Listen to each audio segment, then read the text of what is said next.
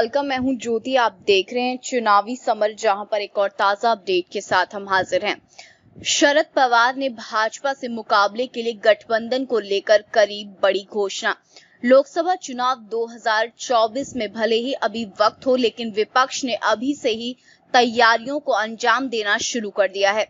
खासकर जब से शरद पवार के आवास पर विपक्षी नेताओं की बैठक हुई है, तब से भाजपा नेताओं के माथे पर चिंता की लकीरें साफ साफ देखी जा सकती हैं। इसकी एक वजह यह भी है कि चुनावों के वक्त अक्सर विपक्ष बिखर जाता है, जिसका सीधा लाभ भाजपा को मिलता है। ऐसे में अगर अभी से विपक्ष अपने आपसी मतभेद को सुलझाना शुरू कर दे, तो फिर चुनावों के समय विपक्ष की एकजुटता बनी रह सकती है। वैसे आज की चर्चा का केंद्र यह है कि शरद पवार ने विपक्षी गठबंधन को लेकर बड़ा बयान दिया है। आपको बता दें कि वरिष्ठ राजनेता शरद ने ये कहा कि बीजेपी के मुकाबले के लिए किसी भी वैकल्पिक फ्रंट से कांग्रेस को बाहर नहीं रखा जा सकता। दरअसल 2024 के लोकसभा चुनाव में कांग्रेस पार्टी भारतीय जनता पार्टी के खिलाफ अपने दम पर लड़ेगी। यह राष्ट्रवादी कांग्रेस पार्टी के मुखिया शरद पवार की ओर से डाली जा रही महागठबंधन की नींव के सहारे आगे बढ़ेगी। इसका जवाब कांग्रेस पार्टी की ओर से दिया जाना बाकी है, लेकिन शरद पवार ने ये कहा है कि वे कांग्रेस को साथ लेकर चलेंगे। राष्ट्र मंच पर इन दिनों विपक्षी पार्टियों को एकत्र करने में जुटे पवार ने ये कहा कि यदि कोई वैकल्पिक ताकत खड़ी की जाएगी तो कांग्रेस को साथ रखा जाएगा।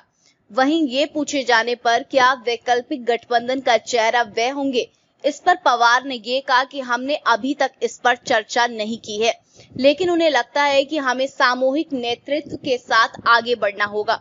पवार ने कहा कि उन्होंने ऐसा सालों तक किया है और आगे भी करेंगे। उन्होंने कहा कि हम सबको साथ रखकर काम करेंगे और उन्हें मजबूत करते हुए गाइड करेंगे। हालांकि कुछ लोगों का ये भी कहना है कि जिस तरह विपक्षी गठबंधन की कल्पना कांग्रेस के बिना नहीं हो सकती, उसी तरह ममता के बिना भी नहीं हो सकती। वैसे भी बंगाल चुनाव में ममता बनर्जी एक फाइटर के रूप में साबित हुई हैं। पश्चिम बंगाल चुनाव में ममता बनर्जी ने अकेले मोदी और शाह का सामना किया और उनसे जीत गई। यही नहीं, वे पिछली बार से ज्यादा सीटों के साथ जीती हैं। ऐसे में विपक्ष के किसी मंच से ममता को अलग नहीं रखा जा सकता। अगर ममता ऐसे किसी मंच में केंद्रीय भूमिका में होती हैं, तो ये उस मंच के भविष्य के लिए बेहतर होगा, क्योंकि ममता इस समय सिर्फ बंगाल तक सीमित नहीं है, बल्कि उनकी चर्चा देश भर में हो रही है और वह राष्ट्रीय कद की नेता के रूप में देखी जा रही हैं। इस तरह लोगों का ये साफ साफ कहा है कि विपक्ष जितना एकजुट रहेगा, उतना ही भाजपा की राह मुश्किल रहेगी। इसलिए भले ही विपक्ष में कांग्रेस शामिल हो या फिर इसकी अगुवाई शरद पवार या ममता बनर्जी करे या फिर कोई और करे, पर लोकसभा चुनावों में विपक्ष एकजुट रहे ताकि भाजपा को आसानी से मात दी जा सके।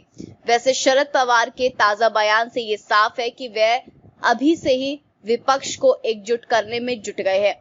तो इस पर आपकी जो भी राय आप प्लीज कमेंट सेक्शन में लिखें। Thank you so much. Keep watching today's for more news.